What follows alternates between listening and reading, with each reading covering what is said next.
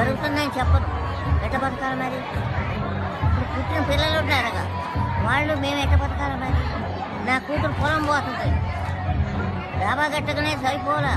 నా కూతురు పొలం పోతుంది, ముత్తైపోయాము ఆమెకు పోతుంది 200కి. మాటలు 7ంటికి వస్తున్నాయి. ఈ రోగాల నేను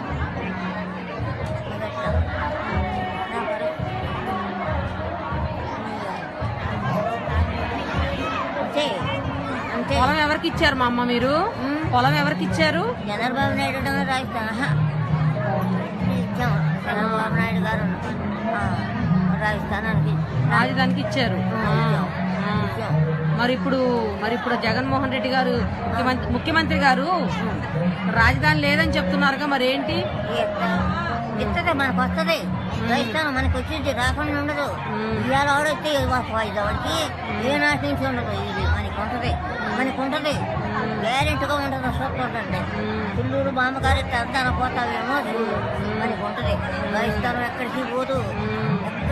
మీరు ఎక్కడో ఏ ఊరో బజారికి రాని వాళ్ళు రోడ్ల మీద కూర్చుంటున్నారు. మీరు వచ్చి మేము కూర్చుంటాం, మరి పిల్లూరు పేరు తిరుగుతూనే ఉంటాం. మరి మీరు రోడ్ల మీద వచ్చి కూర్చుంటున్నారు, ఎక్కడో మనకి తెలియదు కదా. ఉండదు మనకి వస్తుంది. రాజస్థానం వస్తుంది, ఏం బాధ ఉంటుంది. జగన్మోహన్ రెడ్డి గారికి ఏమన్నా చెప్తారా? ముఖ్యమంత్రి గారికి నేను చెప్పినవి చెప్పు. చంద్రబాబు నాయుడు గారికి, జగన్మోహన్ రెడ్డి గారికి అంటే ఇప్పుడు మన ముఖ్యమంత్రి ఆయనే కదా. జగన్ అంట చెబుతావా అన్నాడు. జగన్ చెప్పరు.